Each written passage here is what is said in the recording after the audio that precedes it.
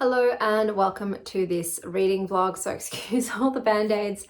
I have to currently give Nova her medication 4 times a day into her mouth and she don't like it. She doesn't like me doing it. So I feel like Edward Scissorhands at the moment. I'm just full of cuts and scratches. I've already read a whole bunch of books, so this is going to be a short reading vlog and I'm just going to let you know what I did actually pick up this week. So I'd started listening to Unholy Terrors on an audiobook.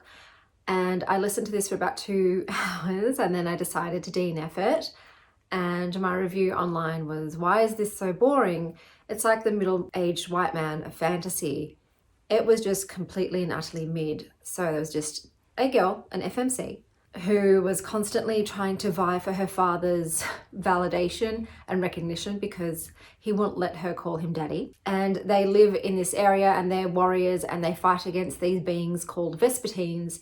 And she's trying to undo the shame that was cast upon her by her mother's actions from the past. And obviously there's a whole thing about the Vespertines being misunderstood and maybe they're not the actual monsters. And, you know, there's supposed to be a bit of enemies to lovers going on, but I didn't get that far. 2 hours in, there was still no love interest. Things were still just so boring. It's very slow paced and it just felt very generic. There was like nothing exciting or interesting about it that drew me in. It was just something I have read a million times before. And because of that, I decided to DNF. It was giving 3-star vibes, like mad 3-star vibe. I then picked up March's End. So I did also DNF this one.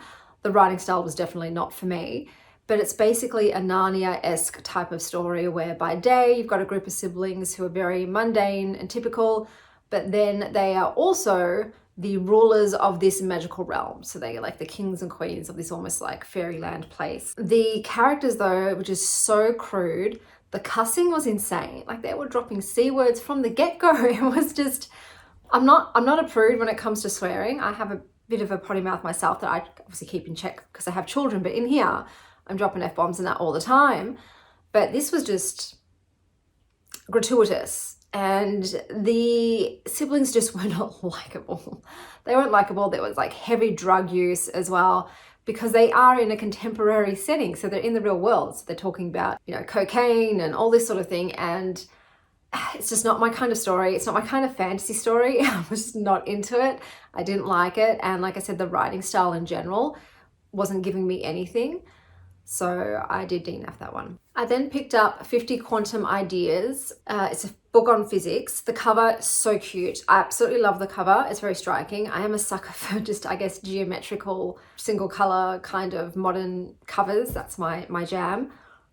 This was condensed, so it's definitely condensing these theories and ideas, but it wasn't making them simpler or interesting. So for me, I'm like, okay, I appreciate that you've cut off a lot of the unnecessary stuff and you've made it short, but it's not fun, interesting, or easier to understand for me. So I did put that one down. I then picked up The Good Part, which is a romance, and I gave it 3 stars. This one's got a bit of obviously magic interwoven in it. It's basically like the Midnight Library crossed with the movie Click.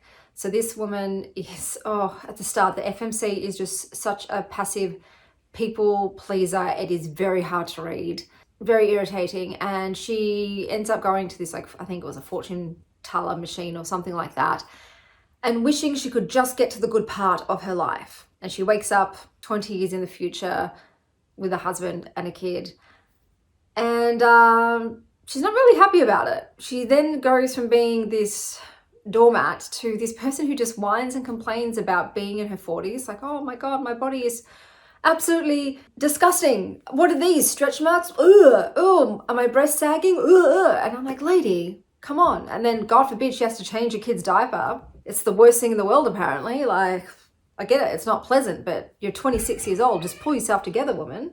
So yeah, it went from the doormat to the whiner, basically, just not enjoying her life. I understand it's very hard to be placed in a life you have no memories of, but there's been so many other books, like I said, The Midnight Library or the movie Click, which do it in an entertaining, fun way, and this did not pull that off. I ended up giving it 3 stars overall because it's fine, but I don't connect to the romance either. Like, it's hard to pull off a romance where obviously the other partner believes that you're their wife and they've got all these memories with you and they're already in love with you and you don't know them at all and you've got to fall in love with them. But once again, there's so many books, Time Traveler's Wife, like the authors have done that skillfully. So this one, not so much. Maybe if you've never read any of these other books before, you'd probably enjoy this, but because I've just had this concept executed stellarly by other books, this one didn't impress me much. Like there were moments too that were meant to have gravitas, like these very serious topics in life. I don't want to spoil any of them, but they just fell flat because there is no real emotional depth that is generated, for me anyway, to the characters. I didn't care. The main character was quite annoying and I didn't really bond to her, and everything just felt serviceable, just like a general story, nothing that I could really sink my teeth into. So I could see it was trying to do all these things, but it didn't actually pull any of them off for me. Once again, I think other people would really take my 3-star recommendations as not, the book isn't bad. Most of the time, 3 stars for me is actually based on the fact that I have just read so many books that sometimes they do feel too same. But if you haven't read so many books that are like this one book, this could be a 5-star book for you. So anything that I rate 3 stars and up, if the plot of the story sounds interesting to you, give it a go. Like honestly, please do. I'm just rating it for my own personal experiences and enjoyment, but these could be amazing books, so if something's 2.5, probably give it a pass. Like anything lower than a 2.5, don't waste your time. But 3 and up, they're all like good books. I also read Wall by Jen Craig. So this was once again a cover that got me. Oh my God, guys, this book.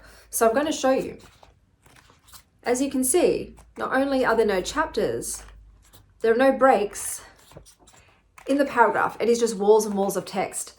And this writing style was just, we weren't getting along. This is a book about a woman returning to Australia to clear out her dad's house. And it's supposed to talk about art and familial complications. But yeah, straight away, just as soon as I started reading, I'm like, oh, I don't think I like this writing style.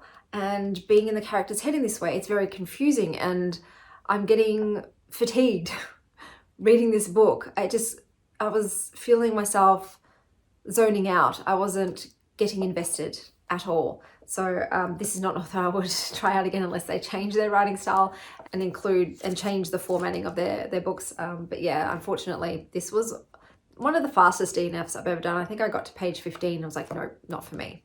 Okay, apologies for the change in perspective, but I ran out of spoons. So I'm finishing my review down here. The last book I read was The Disorganisation of Celia Stone, and I gave this 4 stars. This was such a lovely surprise. Basically, this character was me before I had kids and did shrooms. So she is a very type A person. She is people-pleasing in the way that she just cannot uphold her boundaries and says yes to every single social event or request people make of her. She is a list fanatic, and I'm still a bitch who loves lists. And she's just trying to be perfect. She's trying to do everything right. So that's the same thing with like wellness. Like she's almost a biohacker in a way. But I resonated deeply. Like that was my life until I let go. And the book itself is a mixed media format. So you'll see like handwritten lists. It's written in a diary. It's written as a diary as well. So it did give me Bridget Jones's Diary vibes.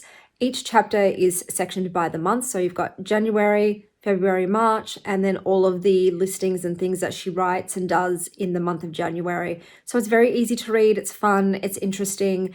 It's more character-based than plot. She's just trying to pretty much not just figure herself out, but try to actually enjoy her life and be happy. And what does that mean for her? How can she get there? So she is married, and also the topic of should we have a baby comes up. So she's sort of dealing with a lot of things and health issues and body issues. So this does touch on some eating disorder stuff. So be mindful of that. But yeah, this was just a book that I pulled off the library shelf because it was a brand new edition and I had a good time. Like it was entertaining to me. If you like watching Week in My Life vlogs, then you'll like this. And I'm someone who does watch Week in My Life vlogs. So it's calming just to read about the daily goings on and musings and of someone's life and what they ate for breakfast and what they did that day and who they interacted with. I enjoyed it. So it was a great end to my reading week. But that's everything for this week. Until next time, stay wild, Star Child.